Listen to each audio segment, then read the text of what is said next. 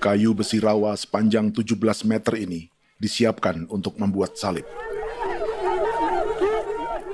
Melihat panjangnya, timbul pertanyaan, siapakah yang akan disalib? Siapapun itu, pasti sesuatu yang lebih besar dari mereka. Tapi Frankie Woro, Casimilus Awe, dan warga suku Auyu di Papua Selatan ini tak akan melukai siapapun. Mereka memakai salib ini sebagai tanda perlawanan.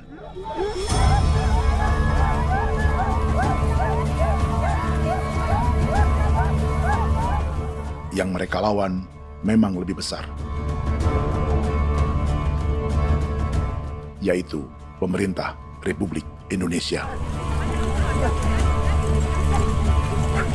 Pemerintah sedang mengincar 2,5 juta hektar hutan orang Papua untuk proyek tanaman industri pangan dan energi.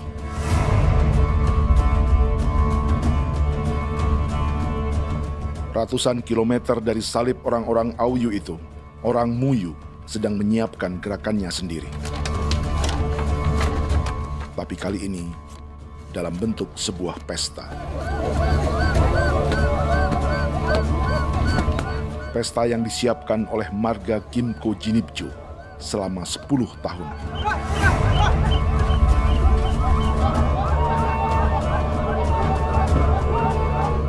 Sosok di marga ini adalah Willem Kimco, orang asli Papua yang tak punya kartu identitas kewarganegaraan manapun.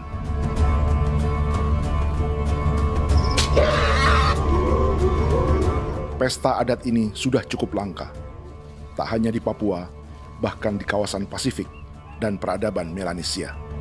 Awalnya bayarnya aneh kalau bukan. Itu nih hati kau teker bipnuka, kau teker bipnuka, dan jitana ya kati kau beri barang dipo. Kau memang ambil kau kuning. Ada gagasan dan gerakan sosial di balik pesta orang-orang Muyu ini, sama dengan gerakan salib merah yang dimulai orang-orang Auyu.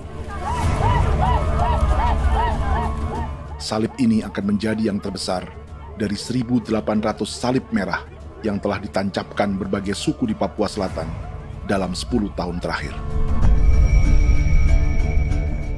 Ribuan salib merah yang dipadukan dengan palang adat adalah tanda larangan yang menyatukan unsur-unsur adat dan agama. Kami percaya bahwa kalau memang kami sudah tidak mampu untuk menyelesaikan persoalan ini, dalam hal ini perusahaan tidak bisa masuk, berarti kami minta bantuan kepada nenek moyang dan Tuhan. Atribut perang orang Auyu ini diukir atau dilukis, digambar di batang salib ini dengan tujuan bahwa kami larang dengan sangat keras. Jadi apabila siapapun, baik dari antara kita sendiri yang melanggar batas ataupun pihak lain yang mau mengganggu keselamatan hak tanah adat kami, maka kami siap untuk melakukan ancaman perang. Salib-salib ini tidak ditancapkan di halaman-halaman gereja, melainkan di tanah dan hutan adat, di dusun-dusun sagu, dan di tempat-tempat yang disakralkan. Sebab 1.800 palang adat dan salib ini memang bukan semata tentang agama, tapi untuk mencegah negara dan perusahaan memasuki tanah dan hutan adat mereka. Papua bukan Laut.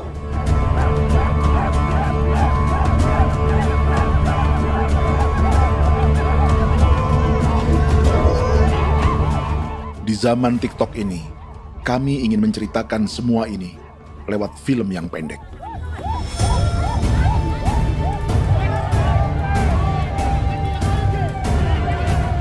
Tapi kami jelas gagal.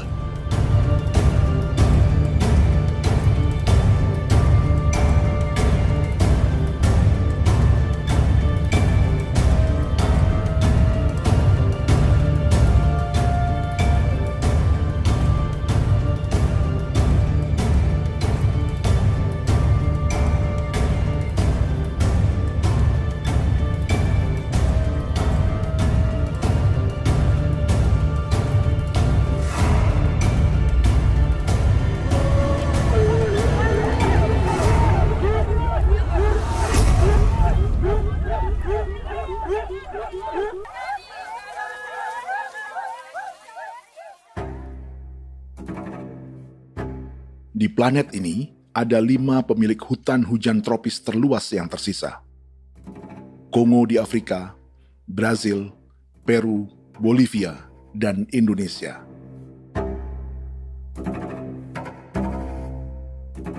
Di Indonesia, satu-satunya pulau yang hutannya masih terjaga adalah Papua, pulau terbesar kedua di dunia setelah Greenland. Lewat sejarah kolonialisme yang panjang, pulau ini kini dikuasai 2 negara. Bagian barat oleh Indonesia yang juga dikenal sebagai West Papua, dan bagian timur menjadi Papua Nugini. Dan tepat di perbatasan ini, di bagian Indonesia, sedang terjadi proyek pemusnahan hutan terbesar di dunia.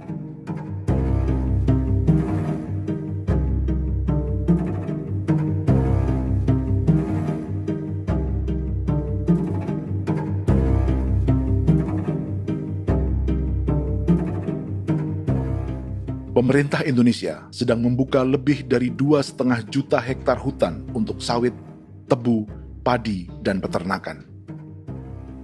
Ini disebut proyek strategis nasional untuk lumbung pangan dan energi yang jadi ambisi 3 presiden.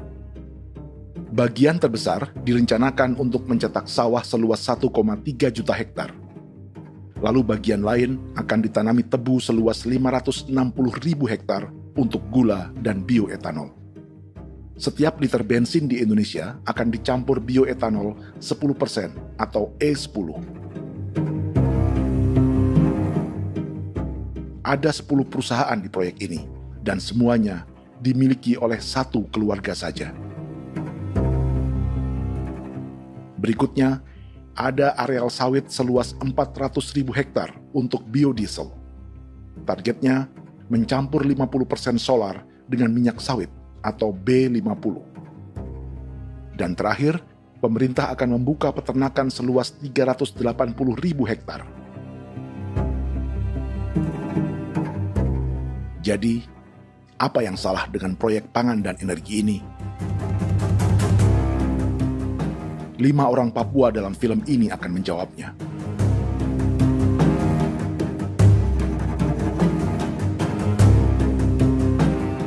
Yang pertama adalah Yasinta Moiwen dari suku Marin.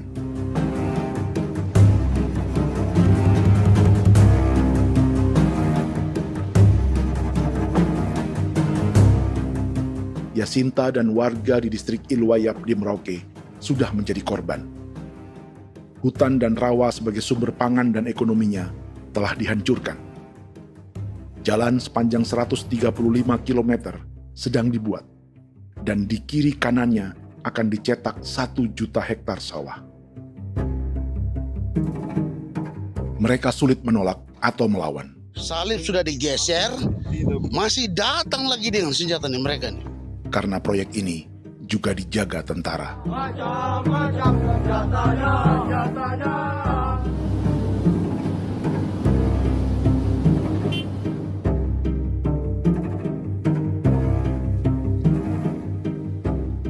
Yang kedua adalah Natalis Buer di distrik Tanah Miring, Merauke. Petani milenial ini merasa ditelantarkan. Sebab setelah hutannya diubah menjadi sawah, sebagian sawah-sawah ini tak tergarap.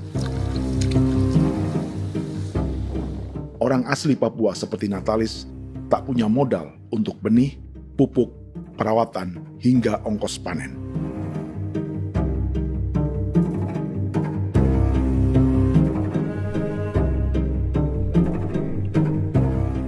Orang ketiga adalah Vincent Kuipalo dari suku Yenan di distrik Jagebob, Merauke. Vincent dan suku Ye sedang menjadi korban. Hutan adat orang-orang Ye sedang dihancurkan untuk perkebunan tebu dan bioetanol. Tanah mereka juga diincar untuk markas-markas militer, pasukan yang akan menjaga proyek pangan dan energi ini.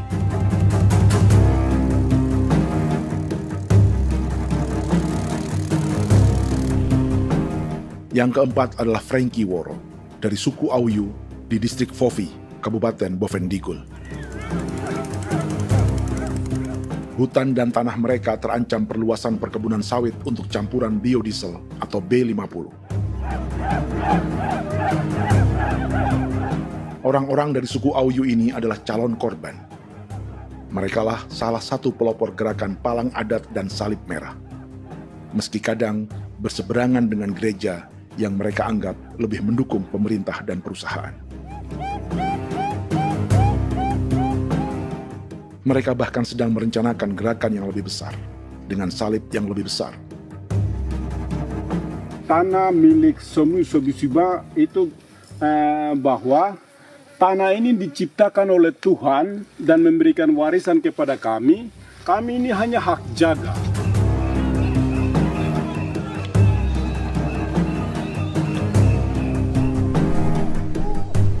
Sosok kelima adalah Willem Kimco dari suku Muyu di Bovendigul. Tokoh adat dari Muyu ini hidup di garis belakang proyek negara, sehingga belum menjadi korban. Tapi mereka sedang bersiap menghadapi segala kemungkinan. Tinggal di belantara dan perbatasan membuat sebagian mereka tak punya status kewarganegaraan. Tapi mereka telah hidup jauh sebelum ada Indonesia atau Papua Nugini.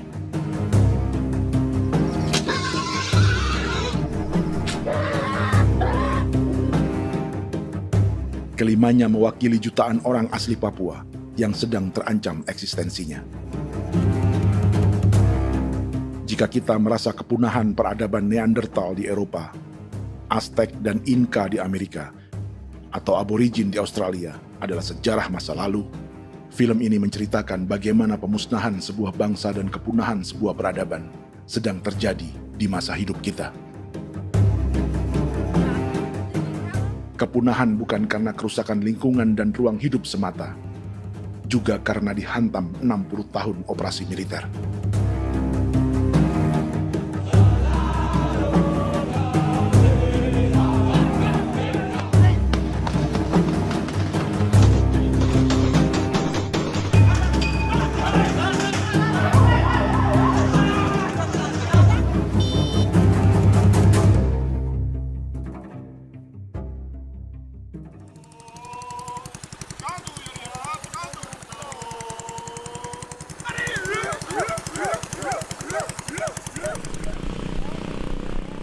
Frankie Woro dan orang-orang Auyu sedang berburu.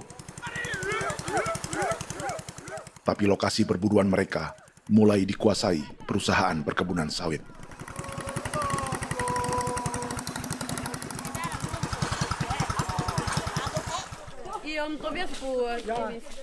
Kita akan menuju arah ke Inabusu. Di sana kami akan masuk di wilayah konsesi perusahaan PT Indo Asiana Lestari, dan di situ ya ada survei-survei mereka yang mereka pernah lakukan, tapi juga kami ada lakukan tanda-tanda saksi di sana.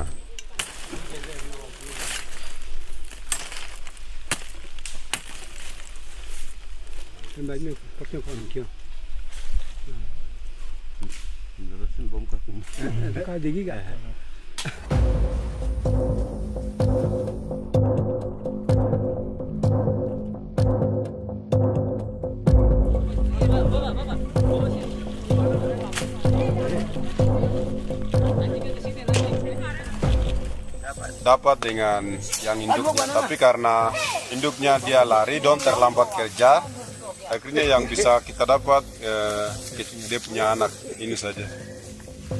Kalau pakai bahan kayak hasil.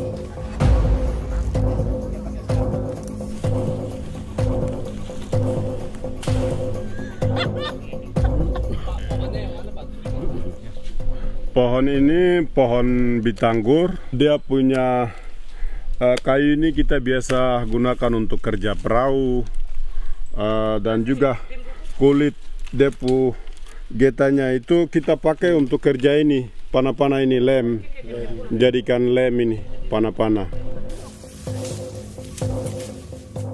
Hutan ini adalah supermarket bagi suku Auyu. Juga lumbung pangan atau bank untuk menyimpan deposito kekayaan alam. Hutan juga tempat yang penuh dengan sejarah suku, situs budaya, dan tempat-tempat sakral. Inilah yang sedang mereka pertahankan dari incaran pemerintah dan perusahaan. Untuk semua alasan ini, mereka menancapkan ribuan salib merah.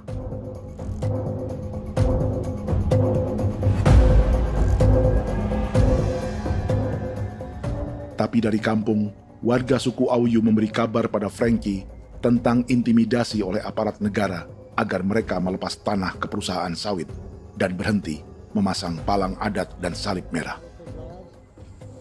Ada beberapa titik yang saya sudah siap, tetapi di sini emergensi dari saya, terutama di Kampung Sokangon, PT Damai Timber. Dia mengganggu saya dengan menggunakan kekerasan maupun pihak hukum. Dan kemarin saya ada pernyataan penolakan secara resmi, tapi masih tetap dengan menggunakan pihak hukum untuk masuk, untuk harus dituntut saya untuk harus diterima perusahaan itu. Kita di situ ada 15 marga, tetapi 15 marga juga tidak setuju. Marga-marga siapa yang terima dan marga-marga mana saja yang menolak. Nanti kita lihat dari pertimbangan itu, dan di situ dan kita undang mereka untuk bicara dengan kami. Sebagai sosok yang aktif dalam gerakan, warga Auyu terus memberi informasi lapangan kepada Frankie yang tak selalu berada di kampungnya. Izin pernyataan yang mereka paksa saya untuk tanda tangan itu, tapi sementara saya tidak tanda tangan. Data semua ada di tangan saya.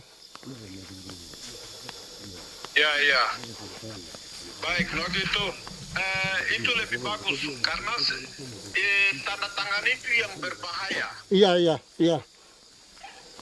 Tanda tangan itu yang lebih berbahaya karena sekarang ini modern dan canggih, dan itu yang mereka biasa pakai untuk tipu muslihat. Mereka biasa pakai itu di tanda tangan itu. Betul. Dari Bambisa juga di Sofia dia masuk untuk memaksakan kami marga untuk harus menerima perusahaan itu. Tapi kemarin kami sudah menolak. Babinsa nama bosku. Babinsa ini nama bosku. Itu yang sekarang strategi militer yang sekarang mereka pakai. Jadi yang penting masyarakat itu yang benar-benar mau menolak siap dukung ketua marga siapa yang nanti tampil. Ini adalah peta konsesi sawit untuk biodiesel dalam proyek strategis nasional. Dan di distrik Fofi inilah, orang-orang Auyu hidup dari sungai dan hutan. Tapi Frankie di Bovendigul masih lebih beruntung. Setidaknya dibandingkan Yasinta Mowien di Merauke yang sudah kehilangan hutan dan rawanya.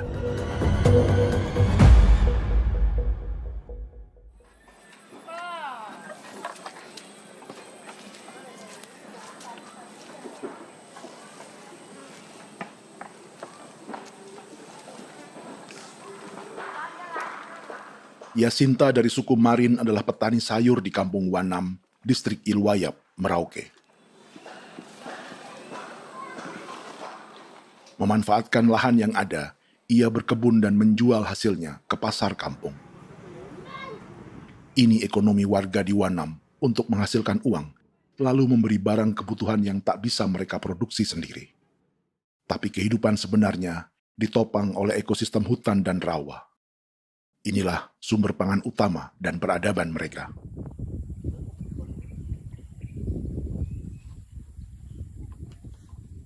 Namun ketenangan ini diusik ketika tiba-tiba pada Mei 2024, di Pelabuhan Wanam datang ratusan alat berat untuk proyek pangan dan energi pemerintah.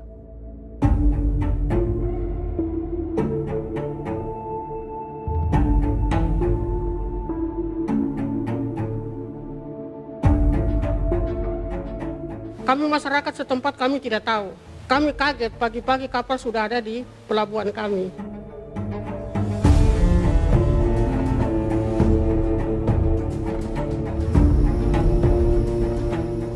Yasinta Mowien atau Enrika Gebze dan warga lainnya tak pernah diajak bicara atau dimintai pendapat.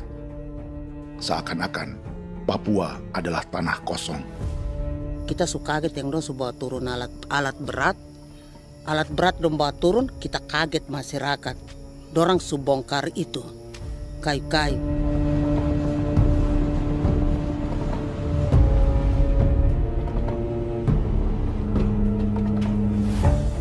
Bersamaan dengan alat-alat berat itu, juga berdatangan tentara Indonesia untuk mengawal proyek pembukaan hutan milik Jacinta.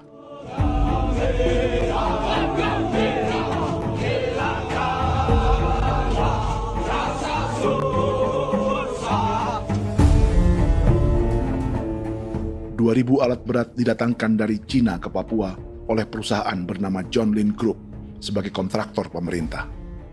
Ini disebut sebagai pesanan eskavator terbesar di dunia dengan nilai 4 triliun rupiah.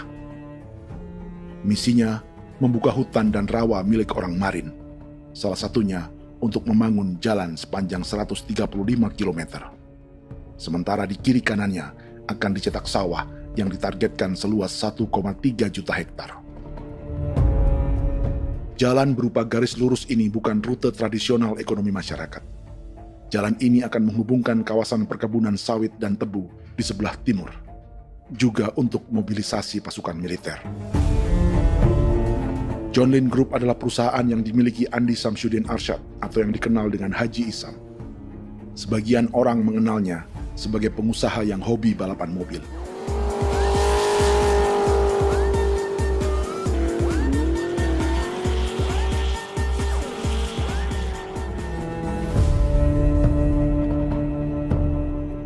Tapi di Kalimantan, ia berbisnis batu bara, perkebunan sawit, pengolahan karet, penerbangan, perkapalan, dan biodiesel. John Lin Group kini juga menjadi pemilik perkebunan tebu dan pabrik gula terbesar di Indonesia. Sayapnya melebar dari Kalimantan hingga ke Bombana, Sulawesi Tenggara. Perkebunan tebu, pabrik gula, dan industri bioetanol inilah yang juga sedang dikembangkan di Papua. Foto ini adalah momen ketika Isam bersama kerabatnya, Menteri Pertanian Amran Sulaiman dan Menteri Pertahanan Syafri Samsudin, meluncurkan program biodiesel atau B50 di Kalimantan Selatan. B50 artinya, setiap 1 liter solar, 50%-nya akan dicampur minyak sawit. Perusahaannya, PT John Lin Agroraya, menjadi salah satu pemainnya.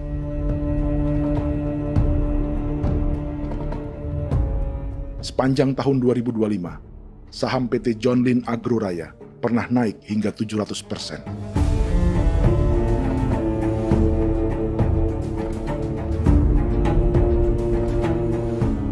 Perusahaan sawitnya yang lain, PT Pradiksi Gunatama, sahamnya bahkan pernah naik 4.000% hanya dalam 1 tahun. Dari harga saham ini saja, nilai kekayaan keluarga Isam diperkirakan mencapai 100 triliun rupiah lebih, menjadikannya salah satu keluarga terkaya di Indonesia dan salah satu pemain penting industri bioenergi. Dan di Papua Selatan inilah sebagian sawit-sawit untuk mendukung program B50 akan ditanam. Inilah tanah orang-orang Wambon, Muyu, Marin, Yei, atau Auyu seperti Frankie Ward.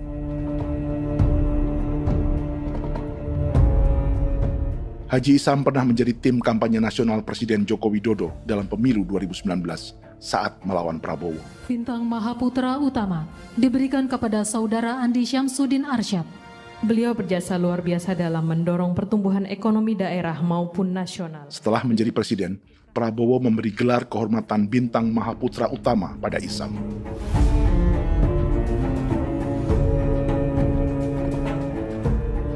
Sejumlah menteri Prabowo, juga kerabat dan orang-orang yang pernah bekerja di perusahaan Isam.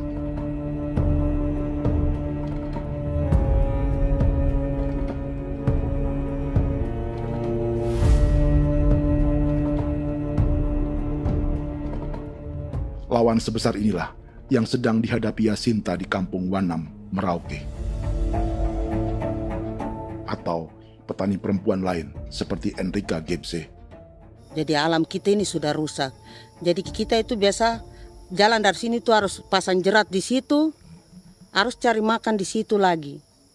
Itu tempat-tempat itu pasang-pasang jerat, tempat babi, rusa, sekarang sudah tidak ada lagi.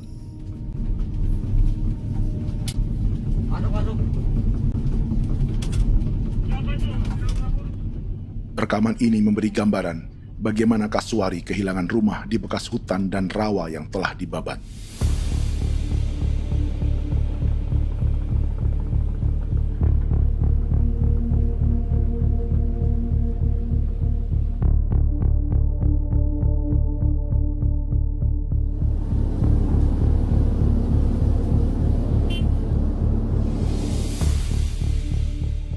Keterlibatan tentara dalam proyek pangan dan energi di Papua memakai dalih bahwa ancaman terhadap negara kini tak hanya perang secara militer, tapi juga melalui pangan dan energi. Kementerian Pertahanan pun terlibat karena proyek ini dianggap operasi militer selain perang. Jadi tugas kamu adalah menjaga sumber cadangan pangan nasional. Macam-macam senjatanya, Proyek ini menambah panjang alasan mempertahankan kehadiran tentara di Papua dalam 60 tahun terakhir. Saat ini, jumlah tentara Indonesia di Papua mencapai 56.000 personel, atau ada 1 tentara untuk setiap 100 orang Papua. Bandingkan dengan rata-rata nasional, di mana hanya ada 1 tentara untuk 696 penduduk Indonesia. Itu belum termasuk polisi. Artinya, 1 orang Papua dijaga lebih banyak senjata dari rata-rata penduduk Indonesia. Tanah dan hutan diambil secara sepihak untuk kepentingan pembangunan batalion dan bandar antariksa. Ini bentuk perampasan masyarakat. Penolakan kehadiran markas-markas militer terjadi di sejumlah tempat di Papua. Tak hanya karena trauma dan ketakutan, juga karena mengambil tanah-tanah adat.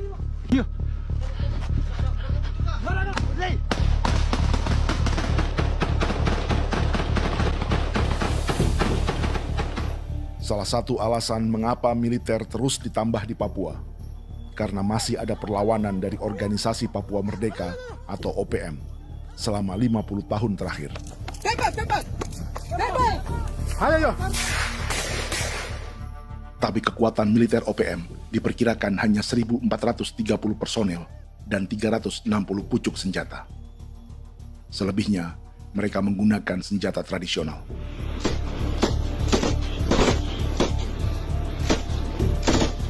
Dengan demikian, kekuatan tentara dan polisi di Papua 58 kali lebih besar dari gerilyawan Organisasi Papua Merdeka.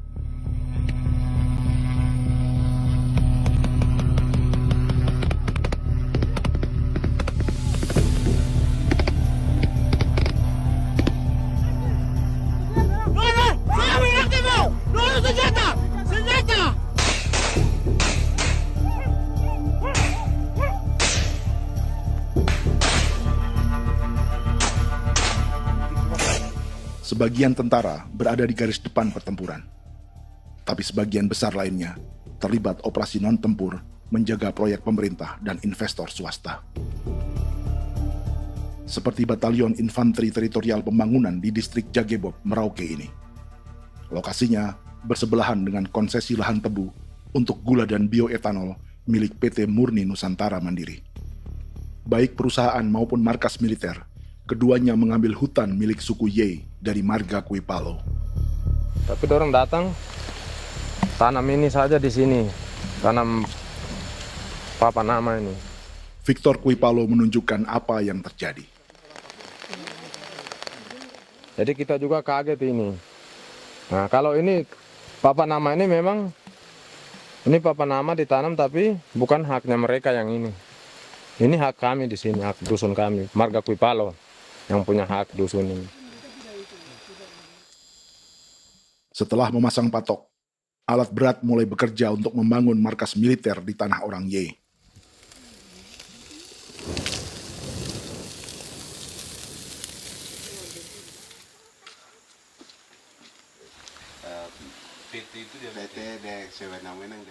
Kehadiran markas militer mengkhawatirkan warga yang pernah mengalami trauma. Takut kenapa? Kalau macam yang awal macam sekarang bu kampung hidup ini kan aman. Terus kenapa harus didirikan korem di sini? Bukankah dengan adanya Korem semakin aman ada tentara di sini? Kalau untuk kampung kayaknya tidak bisa aman kalau ada tentara, paling masyarakat dipukul itu ini. Kalau kampung hidup begini malah saya sejahtera dan saya punya masyarakat. Apa pernah ada pengalaman buruk sebelumnya dengan tentara di daerah sini? Ada yang cerita waktu pos-pos di sini tuh di 13, 12 itu zaman katanya Patimura. Memang kasihan. Malah kita punya orang ini yang dianiaya betul, dipukul. Disuruh kerja bakti tidak mau atau lama mencari, namanya kita pangkur sagu itu butuh waktu 1 minggu. Kalau lama begitu ya paling diseret apa pukul itu. Operasi militer Indonesia di Papua dimulai tahun 1962 lewat Operasi Trikora. Tapi perlawanan bersenjata pertama di Papua baru dilakukan tahun 1965 di Manokwari. Nanti tanggal 1 Mei jam 12.30 pemerintahan di Irian Barat mutlak akan jatuh di tangan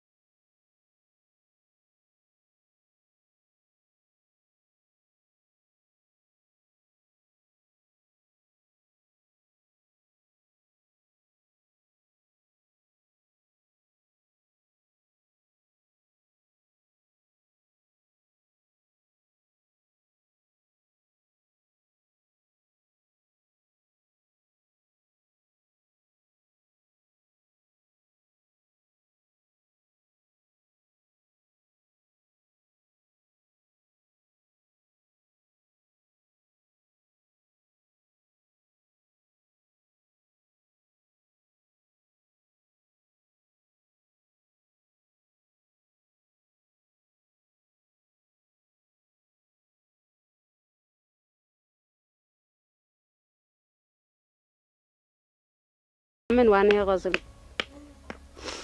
bigari me egrik munene an nimbo misle boksolar nene wam dagek lok prak de oy gore bangal no so ndak lok yo nanda me anet ndang no yat de nanendi ko nerwa membri wal marwa egrik munene wa tringel no semana ongal siak ya ber kumbik nyak masala orena me wo suluk ri namen wani go semane kuman nak wani wani ndemo lo ndak misri namen bre go lo nak no semana ne be minit waru ra kana bi ne dige war de mino pragit de laina bulan maret april yana mana kantan barang ne lire na bam ne Jubiana lalu menamai anaknya Pengungsi Kogoya. Selain Jubiana, juga ada Emma dari Maibrat yang melahirkan di hutan. Sampai di kampung gini, katanya bilang ada tentara yang bangun jembatan. Ya, capek itu juga pun masih tahan. Kembali lagi ke hutan lagi. Berpikir sampai saya jatuh di tengah jalan. Orang sampai terbanting di kayu semuanya. Berasa sakit begitu. Melengkapnya tuh Domika Serli, pengungsi Wako. Masyarakat sipil dari Kampung Aitrem sementara mengungsi karena kampungnya sementara dikuasai oleh TNI Polri. Seratusan ribu pengungsi di Papua saat ini jauh melampaui jumlah yang mengungsi ke Papua Nugini tahun 1984, yaitu 10.000 orang karena menghindari operasi militer.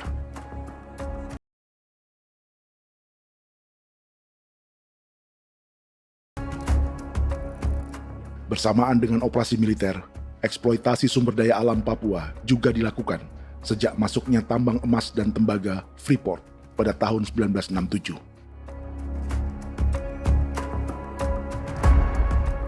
Disusul perkebunan sawit awal tahun 1980-an.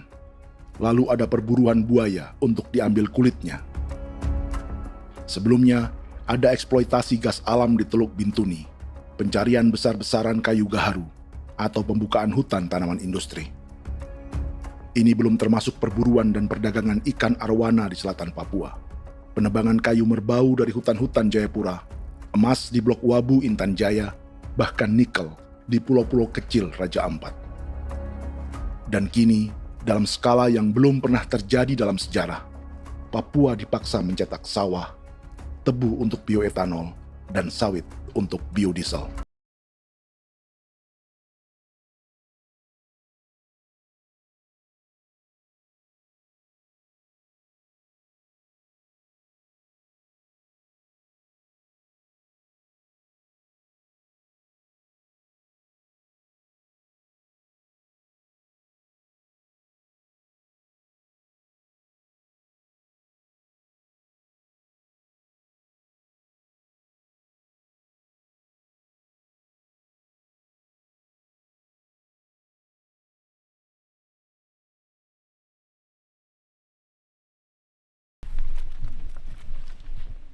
Inilah yang sedang menimpa keluarga Vincent dan Victor Kuipalo di Merauke. Hutan mereka diambil untuk markas militer dan industri perkebunan, PT Murni Nusantara Mandiri. 1 dari 10 perusahaan yang diberi konsesi untuk menanam tebu dan memproduksi gula serta bioetanol seluas 52.000 hektar.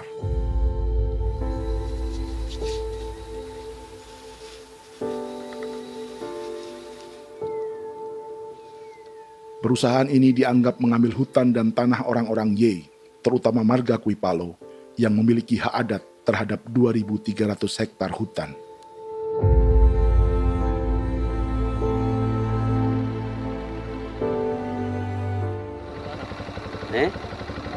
Tentara? Tentara. Oh iya, tentara.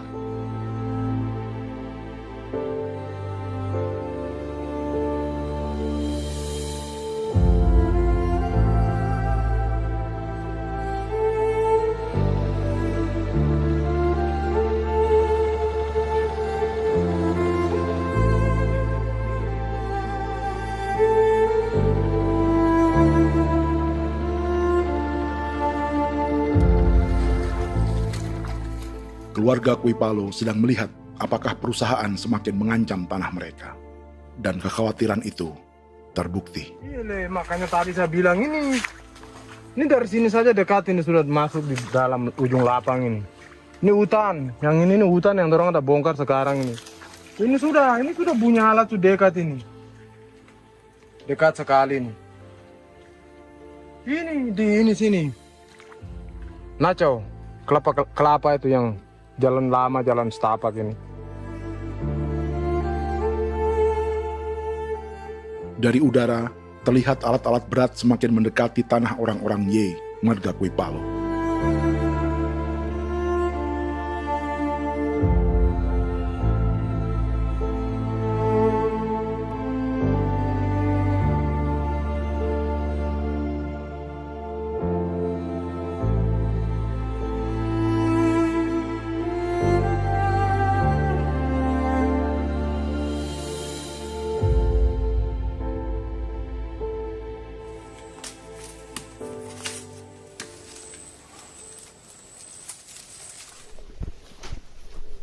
Keesokan harinya, Victor dan kerabatnya memberi tanda cat merah di pohon-pohon yang berada di batas tanah mereka.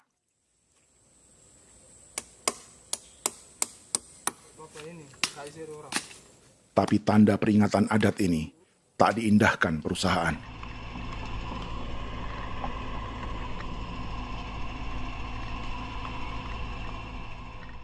Dua bulan kemudian, perusahaan tetap memasuki tanah marga Kuipalo.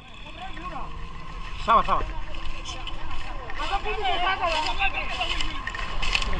Kami manusia, kau lihat. Tapi kita sudah sakit hati sekali saya katakan. Ini sama baikin kalau pikiran berubah lagi. Kami juga punya tangan, hanya beda rambut. Mister itu juga. Woi, buka. Tidak.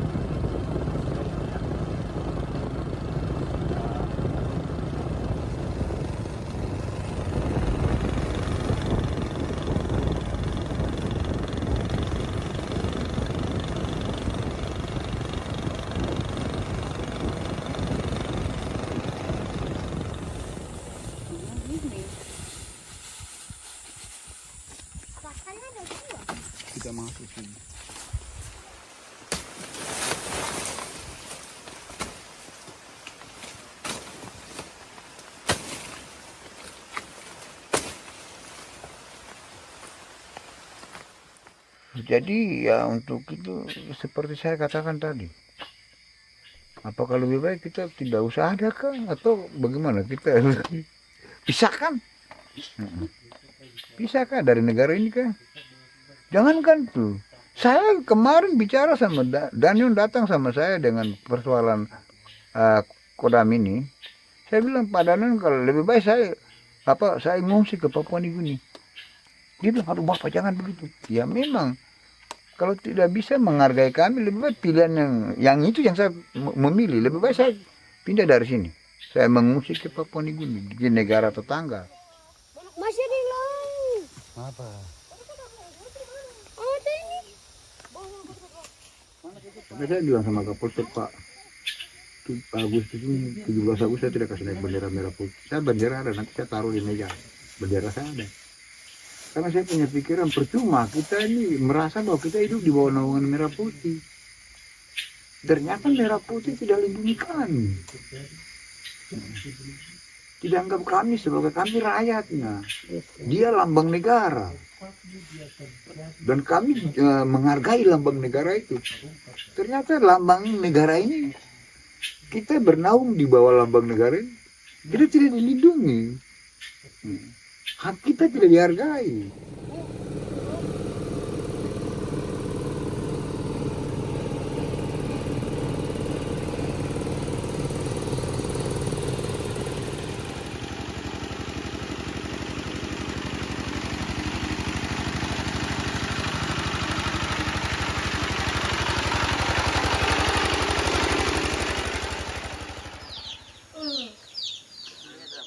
Marga Kuipalo dari suku Ye terus mendapat teror dan intimidasi agar melepas tanah mereka yang hanya dihargai Rp300.000 per hektar. Tapi mereka tidak berjualan tanah. Makanya mama itu tidak suka untuk lepas tanah. Untuk apa? Baru di dalam hutan itu ada obat-obat tradisi. Itu sudah Kalau macam ada sayur juga, kita ambil sayur yang dia tumbuh sendiri.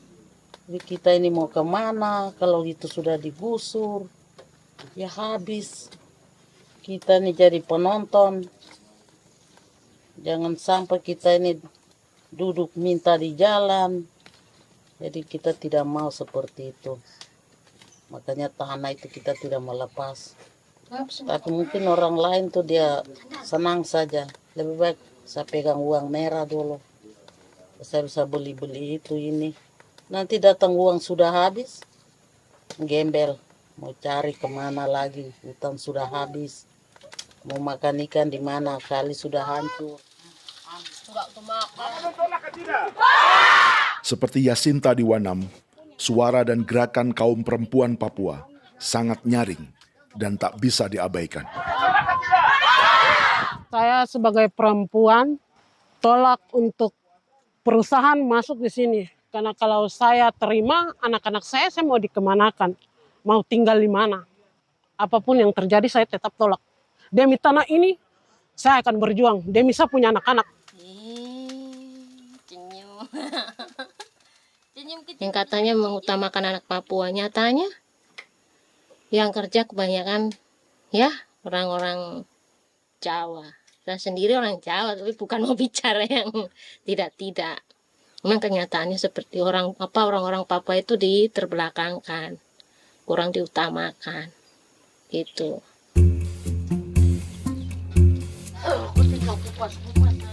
Proyek food estate seperti mencetak sawah, bukannya tak diikuti warga Papua.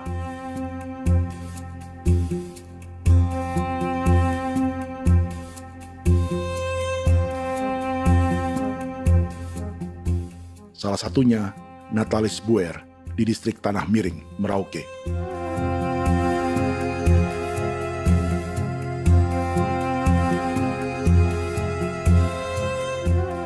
Setelah menghabisi hutan, pemerintah Indonesia mencetak sawah untuk tanaman padi karena beras mulai menjadi makanan pokok menggantikan sagu. Sebagian besar penggarapnya adalah warga transmigran yang datang sejak era 1980-an. Bahkan petani transmigran sudah ada sejak Belanda membuka proyek padi kumbe di distrik Kurik. Lokasi yang sering jadi langganan pejabat Indonesia memamerkan sawah di Papua. Tapi Natalis juga ingin belajar menanam padi atau bersawah. Namun ia kesulitan karena dibutuhkan modal untuk benih, pupuk, hingga pemeliharaan dan panen. Lalu sawah-sawah ini pun mulai dikuasai pendatang.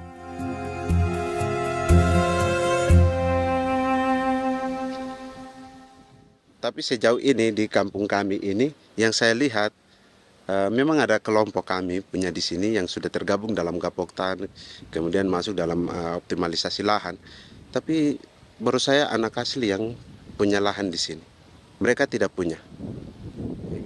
Pemerintah dalam hal ini adalah Kementerian Pertanian bersama-sama Kementerian Pertahanan yang dalam hal ini pada garis di bawahnya adalah TNI Angkatan Darat, memberikan support yang maksimal kepada masyarakat khususnya di Merauke dalam rangka. Saya kemarin habis 9 juta. 9 juta ya? Iya, 9 juta karena dia sudah tidak dipakai toh. Ya. Dia sudah... Perempuan Papua seperti Filomina juga mau bertani. Pemerintah memberi bantuan Rp900.000 per hektar lewat program optimalisasi lahan atau OPLAH. Tapi dibanding biaya produksi dan harga jual gabah, Filomina mengaku berkali-kali rugi dan kini memutuskan tak lagi menggarap sawahnya. Terus kita harus cari uang untuk kondek. Betul. Karung kita beli. Karung beri sendiri lagi. Tenda kita beli.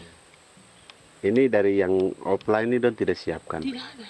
Tidak ada ya, jadi mama don sendiri. Itu yang saya ada bilang, 900.000.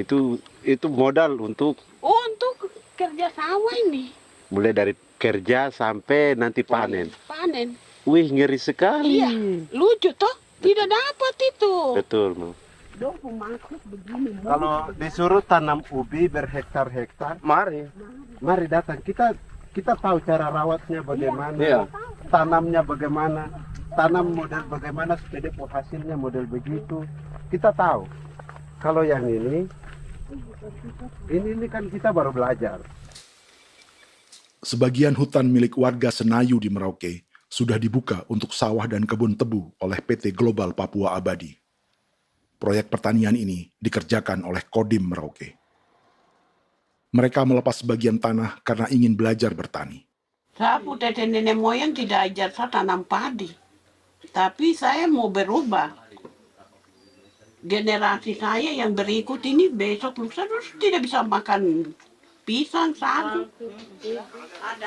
Namun program optimalisasi lahan yang dijanjikan dengan berbagai bantuan tak dirasakan Filomina. Obat rumput beli, obat padi beli, jonder kita bayar, bahkan bibit masih kurang, cari bibit lagi beli. Jadi saya memang kalau program pemerintah saya sama sekali saya tidak suka. Baku tipu saya.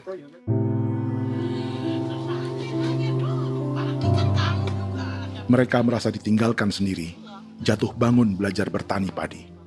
Sementara sumber pangan dan air yang semula mudah didapat, kini telah berganti sawah dan kebun tebu. Dulu kita masih bisa jalan, nanti masak di kali, pakai air kali. Minum pakai air kali. Sekarang, kok mau masak? Tidak ada air, Air sudah susu, mau minum tidak bisa. Sudah dengan obat. Drone semprot tebu itu saja drone. Drone yang semprot. Saya lihat di itu. Jadi kita bukan drone yang terbang di atas untuk disemprot. Dong lempar pupuk di bawah ya dia mengalir ke kali. Mengalir ke kali, ke rawa-rawa.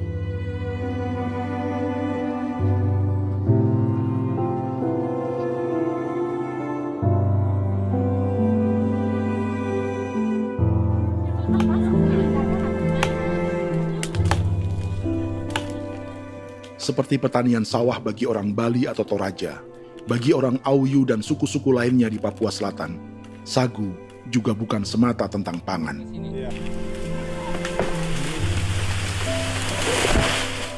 Bagi orang Auyu dan Marin, sagu adalah kerabat, sosok orang tua, sosok nenek moyang yang harus dijaga dan dilindungi. Lagi bikin apa mama ini mama? Pakai toko itu sagu.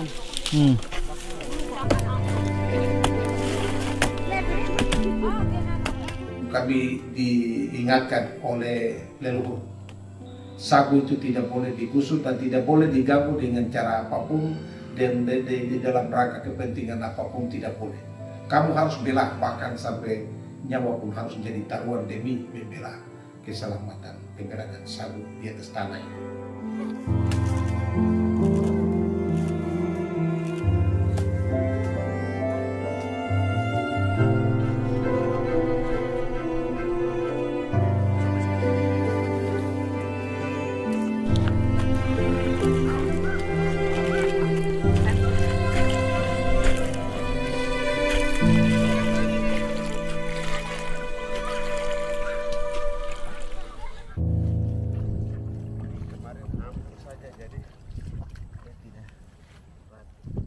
Menurut Natalis, pemerintah di Jakarta mendefinisikan lumbung pangan semata urusan beras dan mencetak sawah.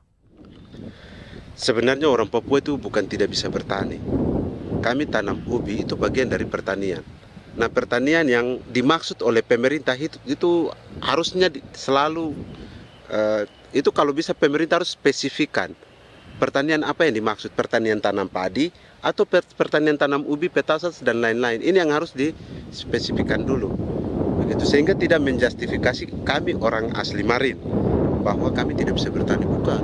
Kami buka kebun besar-besar di sana, bahkan bermeter-meter, ratus-ratus meter pakai sekop, bukan pakai ekskavator, tapi ini pakai skop.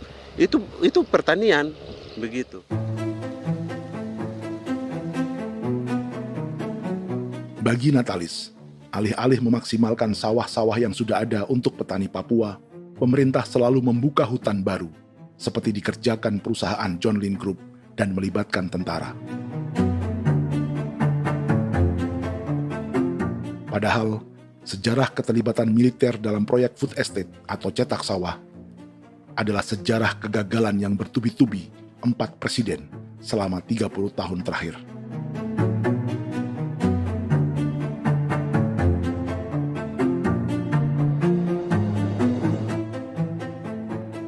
Papua bukan yang pertama menjadi proyek lumbung pangan yang melibatkan tentara. Kalimantan telah menjadi korban 30 tahun sebelumnya.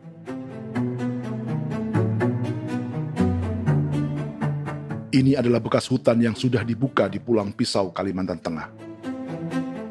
Tahun 1996, di era Presiden Jenderal Soeharto, ia menghabisi 1 juta hutan di lahan gambut untuk mencetak sawah demi memenuhi ambisi swasembada beras, bukan swasembada pangan.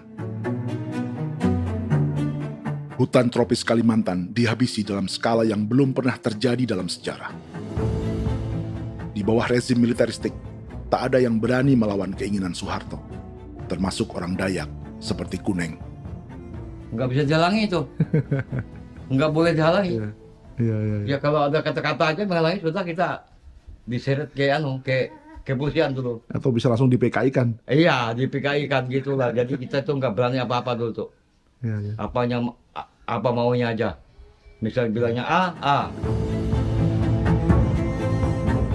Setahun setelah pengundulan hutan skala besar itu, tahun 1997, untuk pertama kalinya Kalimantan mengalami kebakaran lahan dan kabut asap terbesar dalam sejarah.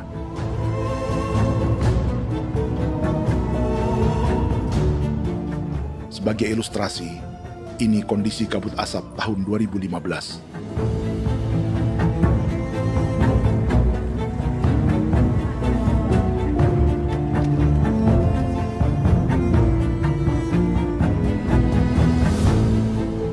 Proyek 1 juta hektar sawah Jenderal Soeharto itu gagal. Bendungan dan saluran irigasi mangkrak hingga kini. Mei 1998, rezim Soeharto tumbang, 2 tahun setelah ia menumbangkan jutaan hektar pohon di Kalimantan. Setiap tahun, lokasi ini menyumbang kebakaran dan kabut asap yang merugikan jutaan orang. Sawah yang berhasil di Kalimantan justru bukan sawah yang dibangun Jenderal Soeharto, melainkan yang dirintis para transmigran sejak era 1980-an. Sawah-sawah inilah yang ikut digarap oleh militer di era Presiden Joko Widodo. Dan hasil dari proyek food estate Presiden Jokowi itu sama sekali jong nih, nggak ada harapan lagi sudah seperti ini. Tapi Jokowi terus memperluas area food estate hingga 16.000 hektar. Presiden Jokowi juga menyerahkan urusan lumbung pangan ini kepada Prabowo yang saat itu menjadi Menteri Pertahanan. Salah satunya di Kabupaten Gunung Mas, Kalimantan Tengah, untuk membuka perkebunan singkong seluas 31.000 hektar. Food Estate Singkong Jenderal Prabowo ini dimulai dengan membuka 600 hektar hutan di Tawai Baru. Proyek singkong untuk bioetanol ini pun dijaga tentara. Dan seperti Jenderal Soeharto, proyek Jenderal Prabowo ini pun gagal.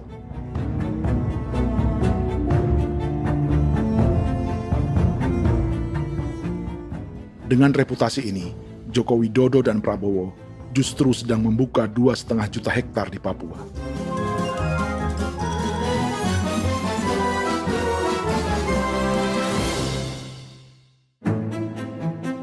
Setelah Jenderal Soeharto, Presiden Jenderal Susilo Bambang Yudhoyono juga mencoba membuka food estate di Papua sejak tahun 2010.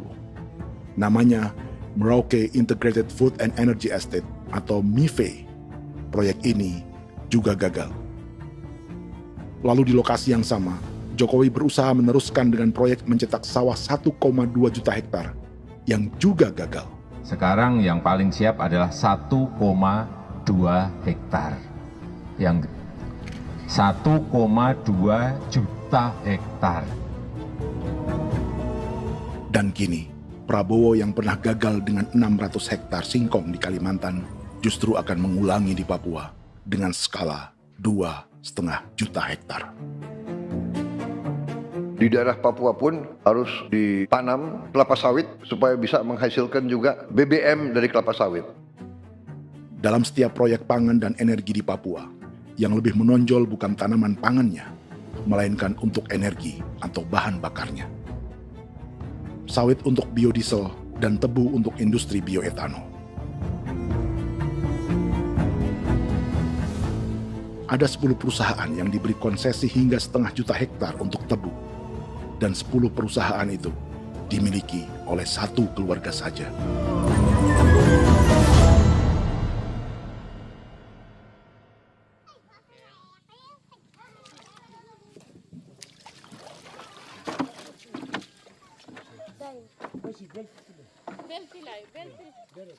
Para perempuan Auyu di Bovendigul akan berangkat memancing. Priska Beni membantu menyiapkan perahu.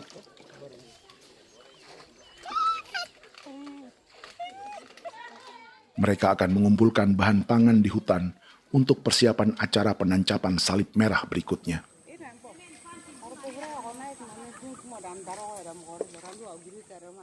Priska sudah mengambil posisi memancing.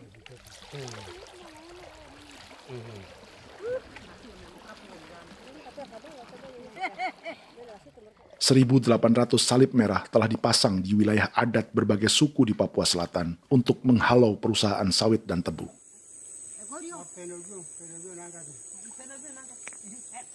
Maria Tebung yang paling muda datang membawa hasil. 2 ekor ikan gastor alias gabus toraja. Sebagai generasi Z, pendidikannya sampai sekolah dasar. Di perusahaan perkebunan seperti sawit atau tebu, ijazah SD hanya bisa menjadi buruh kasar. Tapi ia tak tertarik. Karena kita hidup itu dari alam, kita pancing, juga di darat, bawa anjing, terus bikin pagar sagu, dapat babi, bawa baru kita makan. Jadi kita tidak mau perusahaan masuk. Sementara Priska Beni masih mencari peruntungan. Tapi baginya, menjadi nelayan di Sungai Fofi masih lebih baik daripada bekerja 9 tahun di perkebunan sawit. sudah pengalaman, jadi kita tidak mau lagi. Seberapa lama ketika kerja itu? Selama di sana. 9 tahun di sana. 9 tahun?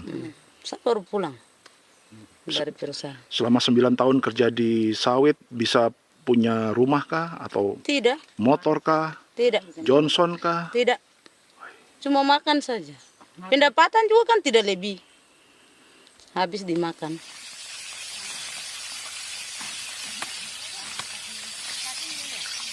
Satu minggu libur berapa hari? Tidak libur. Minggu tetap kerja? Tetap kerja. Tidak bisa ke gereja? Hari Minggu kerja. Hari Minggu juga kerja. Dia tidak mengenal agama perusahaan itu. Di grup perusahaan sawit Korindo, Priska digaji 2 juta rupiah per bulan dan tinggal di mes karyawan. Tapi gaji itu dipotong bahan makanan atau BAMA rata-rata 1 juta rupiah setiap bulan.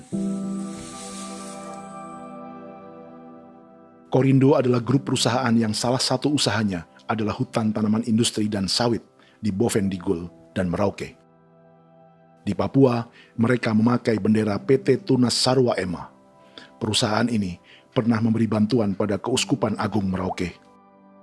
Keuskupan Merauke belakangan mengeluarkan pernyataan mendukung proyek strategis nasional di Papua. Umat Katolik yang memprotes sikap gereja tersebut ditangkap polisi. Jadi selama 9 tahun tidak bisa nabung? Tidak. Makan saja. Makan saja. Makan saja. Menabung bagaimana? Keperluan banyak. Tidak sampai. Habis di anak-anak uang sekolah. Uang 1 juta itu mana sampai. Menabung juga tidak cukup. Sudah pengalaman, jadi kalau di sini perusahaan mau masuk tidak.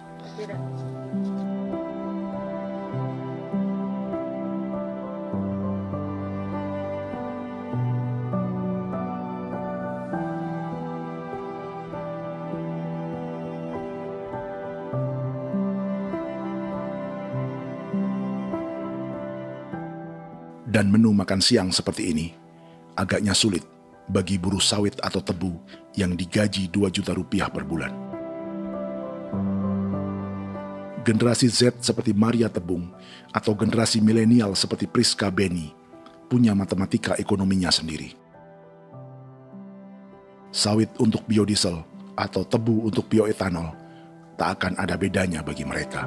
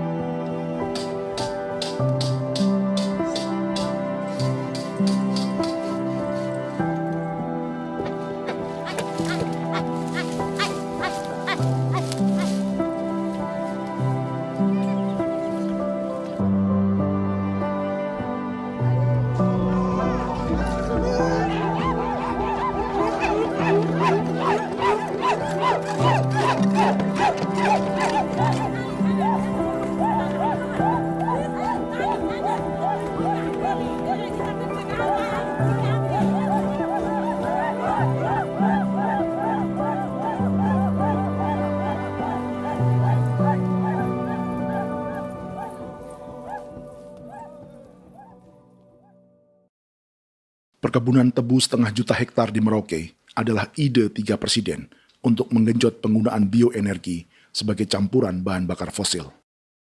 Selain swasembada pangan, swasembada energi di daerah Papua pun harus ditanam kelapa sawit supaya bisa menghasilkan juga BBM dari kelapa sawit. Juga tebu menghasilkan etanol. Singkong, kasava juga untuk menghasilkan etanol. Bioetanol adalah bahan bakar nabati atau tumbuhan yang dapat dicampur dengan bensin. Sama dengan program biodiesel yang mencampur solar dengan minyak sawit. Pertamina saat ini sudah menjual BBM bioetanol dengan campuran 5% yang dipasarkan dengan merek Pertamax Green 95. Tapi pemerintah ingin menaikkan kadarnya menjadi 10% atau E10.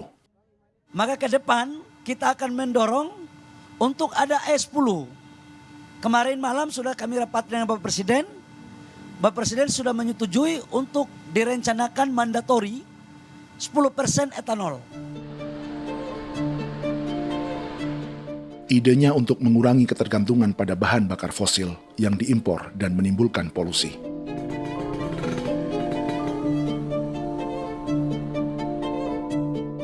Tapi bioetanol bukannya tak mengorbankan lingkungan, hutan, rawa, dan manusia.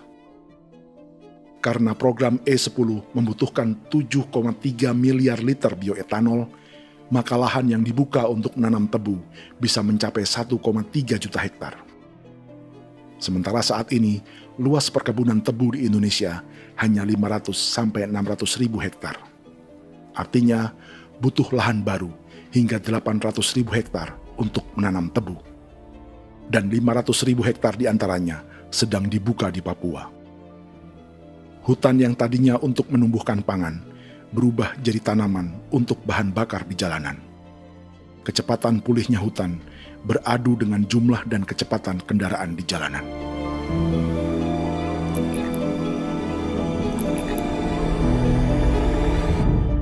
Dahaga terhadap energi tak pernah bisa dipuaskan. Setelah minyak sawit untuk biodiesel, dunia kini merambah singkong, jagung, dan tebu untuk bioetanol. Benua Amerika, Eropa, sebagian Afrika, hingga separuh Asia kini mulai memakai bioetanol sebagai campuran bahan bakar.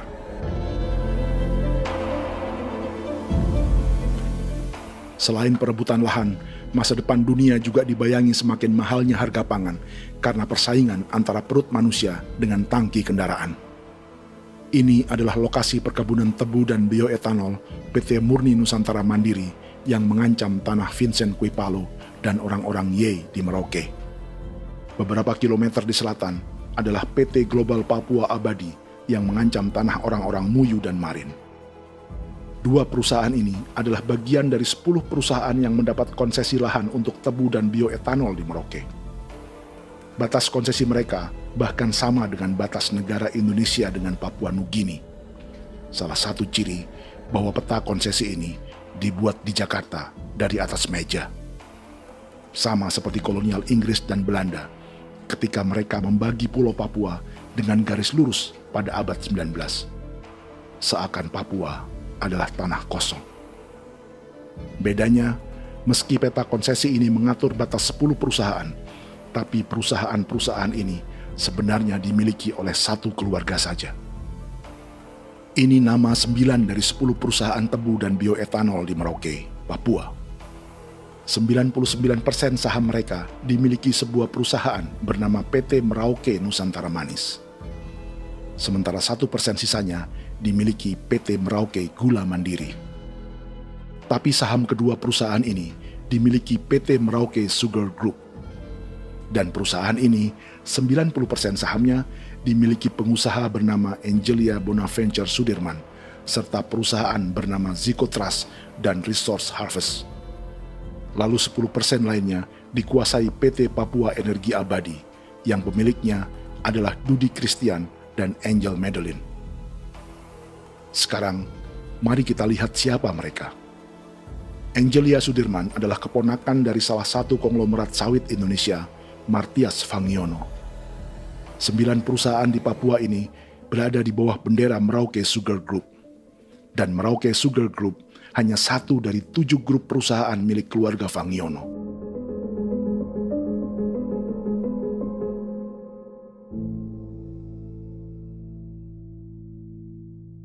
Ini Martias Fangiono. Seperti Haji Isam, Martias selama ini dikenal sebagai pengusaha sawit yang kini merambah bisnis tebu dan bioetanol. Ini momen saat penanaman perdana tebu di Merauke bersama Presiden Joko Widodo Juli 2024. Di sini juga ada anak Martias Fangiono, yaitu Wirastuti Fangiono. Wirastuti adalah salah satu yang menonjol dari keluarga Fangiono. Tahun 2025, Forbes mencatatnya sebagai konglomerat termuda dengan kekayaan 23 triliun rupiah yang mengendalikan 2 grup usaha, FAP Agri dan Surya Dumai Industri. Keduanya adalah perusahaan sawit dan biodiesel. Anak dan bapak ini adalah investor utama bagi Jokowi dan Prabowo untuk proyek tebu dan bioetanol di Papua. Sementara yang ini adalah mertua Sitorus, pemilik raksasa agribisnis dunia, Wilmar International, yang juga memegang konsesi sawit di Papua lewat berbagai perusahaan. Tapi mertua kini memakai bendera baru, yaitu KPN Corporation atau Karunia Prima Nastari. KPN inilah yang memiliki kelindan bisnis dengan keluarga Fangiono untuk proyek tebu Merauke. Apalagi grup Wilmar yang didirikannya juga pemain gula utama di Australia. Tahun 2010, Wilmar membeli 100% saham perusahaan gula terbesar Australia, Sucrogin. Akuisisi senilai 1,5 miliar dolar Amerika ini langsung menjadikan Wilmar pemain tebu terbesar kelima dunia. Sebagian bibit tebu yang ditanam di Merauke adalah varietas yang dikembangkan Lembaga Riset Gula Australia atau Sugar Research Australia. Sugar Research Australia lalu menjalin kontrak pengembangan bibit dengan PT Global Papua Abadi milik Fangiono. Tapi masalahnya, Sugar Research Australia adalah badan publik yang tugasnya memajukan petani tebu dan sebagian dananya berasal dari pajak warga Australia. Itu artinya, warga Australia membiayai pengembangan bibit tebu untuk investor dan pemerintah Indonesia. Dokumen ini menunjukkan bahwa lembaga yang dibiayai warga Australia itu pernah memiliki kontrak penyediaan bibit dengan PT Global Papua Abadi milik keluarga Fangiono. Kontrak itu baru berakhir pada November 2024. Artinya, saat Presiden Jokowi dan keluarga Fangiono menanam bibit tebu pada Juli 2024 ini, kontrak itu masih berlaku. Nama lain dalam keluarga ini adalah Siliandra Fangiono, yang pada tahun 2024 dijuluki Raja Sawit Termuda dengan kekayaan 39 triliun rupiah dalam catatan Forbes. Ia mengendalikan grup First Resources. Secara umum, keluarga Fangiono memiliki 20 perusahaan di Sumatera, 32 perusahaan di Kalimantan, 1 di Jakarta, 2 di Singapura, dan 25 perusahaan di Papua. Di Papua, perusahaannya tersebar dari Sorong, Mapi, hingga Merauke. Para politikus dan pejabat Indonesia terus membesarkan konglomerasi, meski Martias Fangiono pernah divonis 1,5 tahun penjara karena kasus pembalakan liar dan kebun sawit ilegal tahun 2007. Sementara tahun 2022, Wilmar terlibat kasus korupsi ekspor minyak sawit dan divonis mengembalikan kerugian negara 11,8 triliun rupiah. Tumpukan uang ini disebut sebagai pembayaran dari grup Wilmar yang diterima secara simbolis oleh Presiden Prabowo pada Juni 2025 lalu. Tapi peran raksasa biodiesel dan bioetanol dunia ini belum akan surut di Indonesia. Bahkan sebaliknya.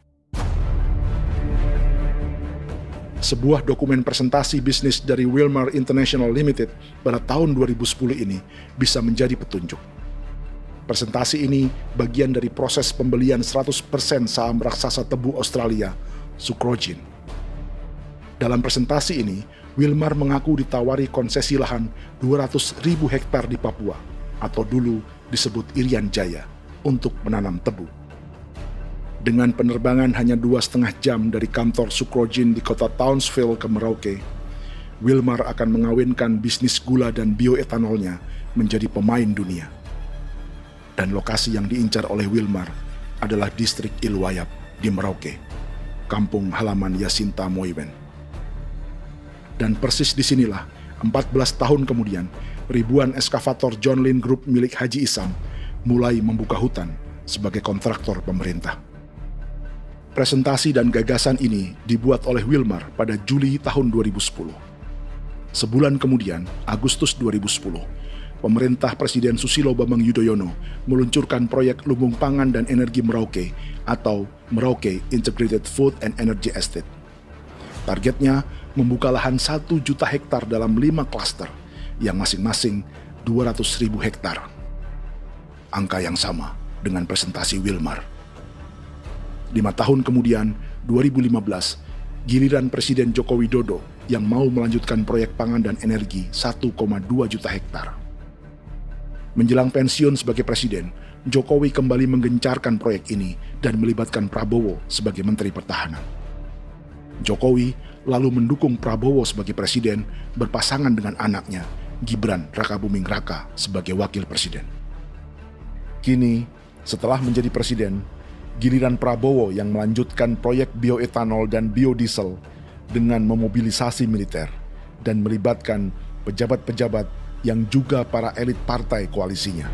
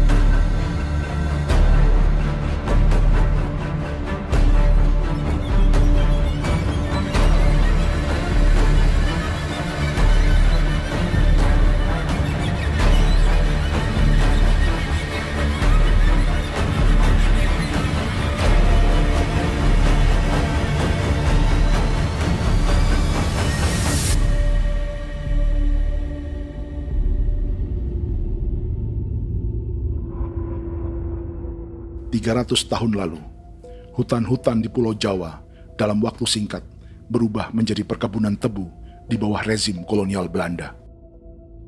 Orang Jawa menjadi buruh dan petaninya dipaksa menanam tebu. Dari kolonialisme dan politik tanam paksa itu, Belanda memperkaya negara dan para investornya. Tak puas membuka hutan untuk perkebunan di Jawa dan Sumatera, kolonial Belanda menanam tebu hingga di Suriname dan mengerahkan ribuan orang Jawa sebagai buruh pada tahun 1890. Inggris yang sudah menguasai negara seluas India dan Papua Nugini pun masih menanam tebu jauh di tengah Samudra Pasifik, di tanah orang-orang Fiji. Lalu memindahkan puluhan ribu orang India menjadi buruh di sana.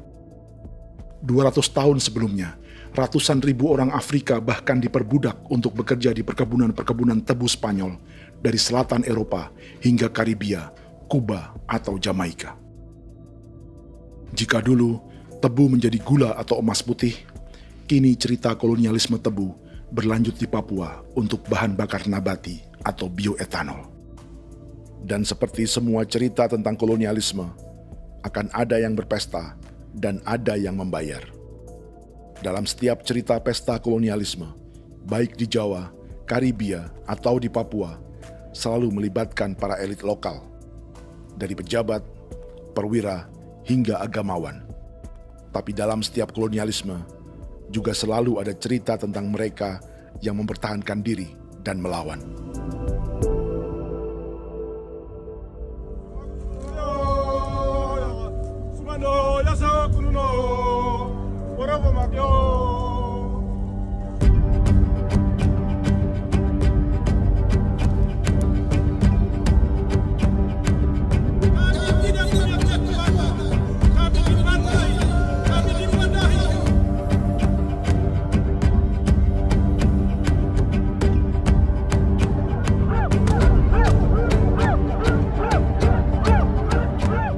Dalam sejarah Gereja Katolik banyak pemimpin-pemimpin yang adalah, tanda petik itu adalah Judas-Judas juga. Jadi itu sudah pasti karena itu adalah manusia. Satu sisi sebagai manusia dalam perjalanan digoda, apalagi ada dalam posisi-posisi jabatan, ya mungkin banyak tawaran-tawaran lain, lalu disitulah terjadi pergeseran keberpihakannya kepada misi gereja tadi itu untuk umat, untuk mereka yang tertindas.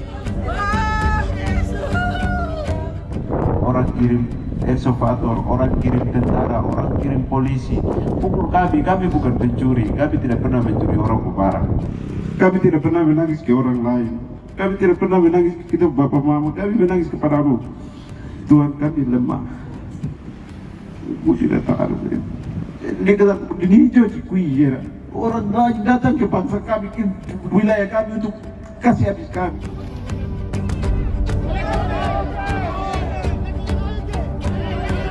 Ya Hakimam Dehi, Ya Hakimam Dehi, Bono Ya Hadigul Dehi, Bono Ya Hadigul Dehi.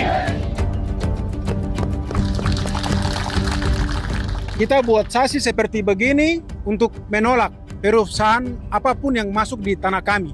Kalau kita kasih, kita bikin rusak sekarang, kita punya generasi berikutnya mau dapat kemana. Jadi kita nyatakan sikap di sore hari ini, kami tolak. Apa yang dilakukan pemerintah untuk PSN adalah kejahatan. Pemerintah bagian dari kejahatan, aktor perusak dan pembunuh terhadap negara, terhadap alam, hutan, terhadap manusia. Jadi negara jadi aktor pembunuh. Jadi Pilatusnya siapa? Negara, pemerintah Jakarta ini. Tanah Wiu bukan tanah kosong. Masyarakat adat kami rasakan. Perusahaan tolak. Biar asal.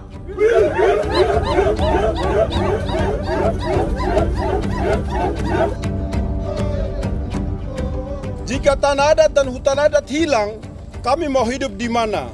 Maka di sini saya mau bilang, negara jangan tipu-tipu kami lagi.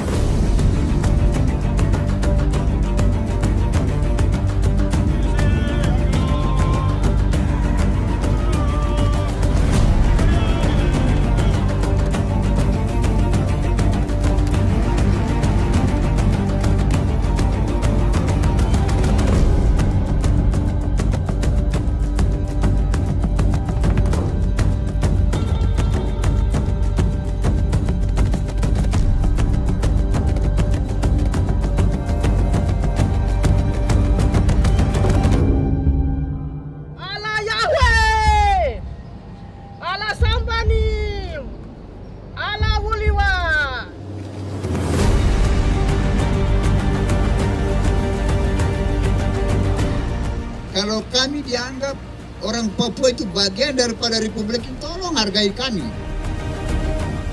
Dengan adanya PSN, PT John Lindrop yang sudah menerobos tanah kami dan hutan kami, merusak alam kami. Itu yang kami datang ke Jakarta jauh-jauh dari Papua. Kami mau bersuara kepada Bapak Presiden Prabowo Subianto, di mana keadilan untuk masyarakat Papua. Tolong lihat masyarakat Papua yang sudah mati. Kami bersepakat menyatakan, 1. Gereja-gereja di Indonesia mendukung masyarakat adat yang menolak proyek strategis nasional di tanah Papua. 2. Gereja-gereja di Indonesia menolak militerisme dan otoritarianisme di Indonesia.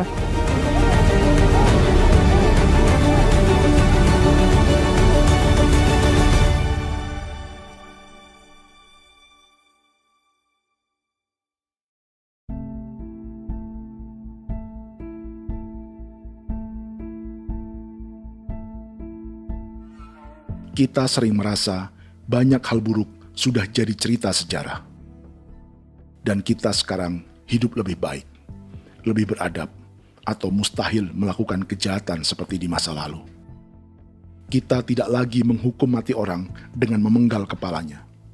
Kita menembaknya atau menyuntik racun agar tertidur dan mati. Tapi ada hal-hal yang tak berubah. Salah satu pembantaian yang kuat di ingatan kita adalah kejahatan Nazi atau genosida di Rwanda.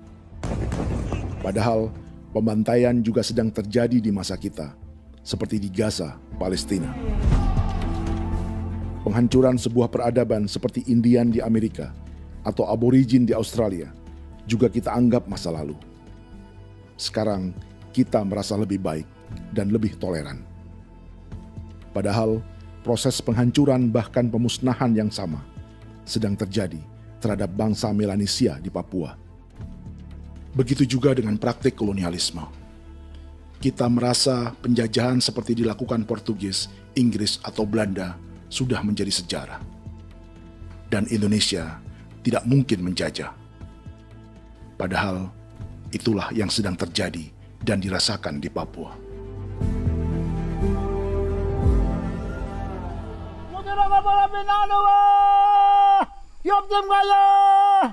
Kau yang maya, upaka maya, anak dia mana namanya? Jalannya sejarah ini disadari Willem Kimco di pedalaman Bovendigol, Papua. Hidup terpencil dan tak tersentuh urusan negara bukan berarti selalu aman.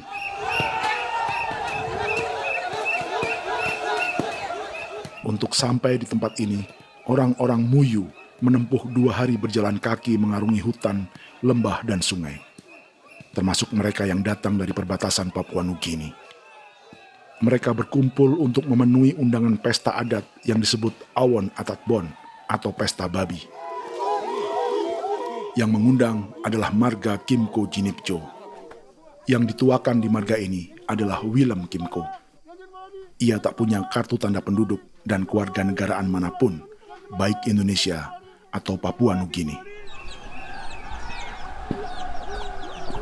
Tahun 1984, 10.000 orang Papua, terutama suku Muyu, mengungsi ke Papua Nugini untuk menghindari operasi militer Indonesia, termasuk Willem Kimco.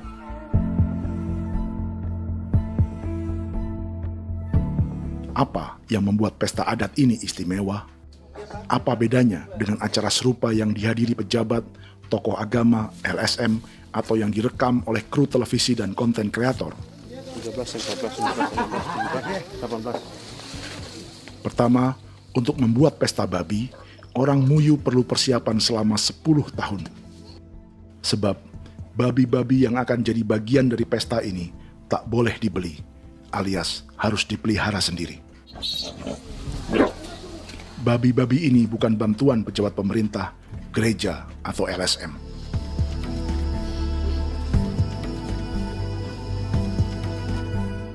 Yang kedua, babi-babi ini tidak dipelihara di kandang. Jadi punya nama babi ini kah? Harimau. Harimau? Harimau. Dia kulit dengan ini bulu di harimau, macam harimau begitu yang kasih nama harimau. Setelah diberi nama, mereka dilepas liarkan di hutan sejak kecil. 10 tahun kemudian, jika tiba saatnya pesta, para pemburu akan mencari mereka di dalam 479 hektar hutan milik marga Kimco. Suku atau marga lain tak akan mencurinya di hutan, karena mereka sudah punya babi dan wilayah masing-masing. Itu artinya mereka harus tetap menjaga dan mempertahankan hutannya agar babi-babi bisa hidup. Demikian juga dengan lahan pangan mereka, yang menumbuhkan sagu, keladi, atau aneka sayuran.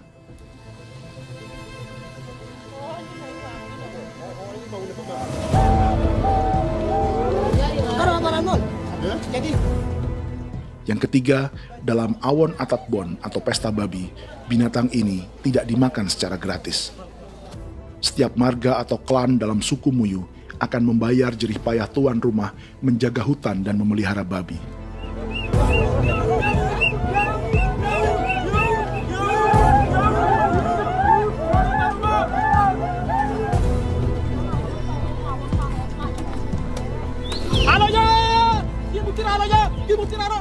Ini seperti arisan untuk menjaga budaya dan lingkungan.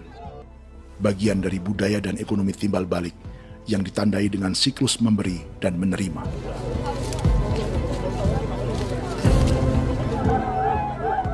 Ini juga cara orang Muyu membangun dan memperluas aliansi.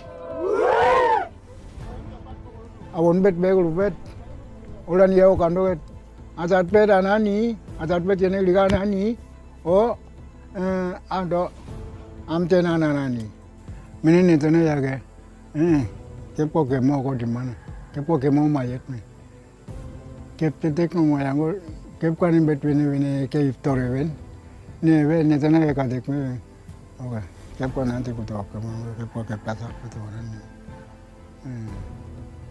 Keneman gini wan. Koko kati bolon jabeng. Koko kuning bolon ja. Jika Willem Kimco dan marganya bisa menjaga hutan dan wilayahnya, marga lain ikut diuntungkan sebagai sebuah ekosistem. Demikian juga sebaliknya. Alasan keempat, mengapa pesta babi ini memiliki tempat khusus dalam peradaban orang Muyu, karena Willem Kimco khawatir peradaban mereka akan punah, menyusul ancaman terhadap ekosistem dan hutan. Setiap marga atau klan harus mengkonsolidasi diri dan membangun aliansi.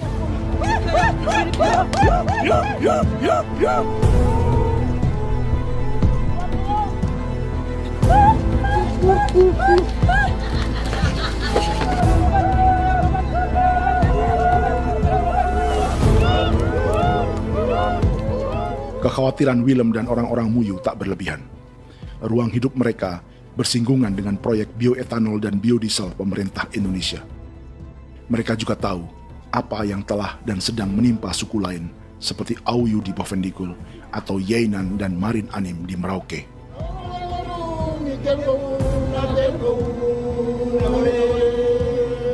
Jika suku-suku lain menggunakan palang adat dan salib merah sebagai gerakan perlawanan, orang-orang Muyu memakai pesta babi untuk mempersiapkan diri dan konsolidasi. Sebab, berbeda dengan saat mengungsi tahun 1984, kali ini yang datang ke tanah orang-orang Muyu tak hanya tentara, juga alat-alat berat bersama para pebisnis pangan dan energi. Manu, awan atas.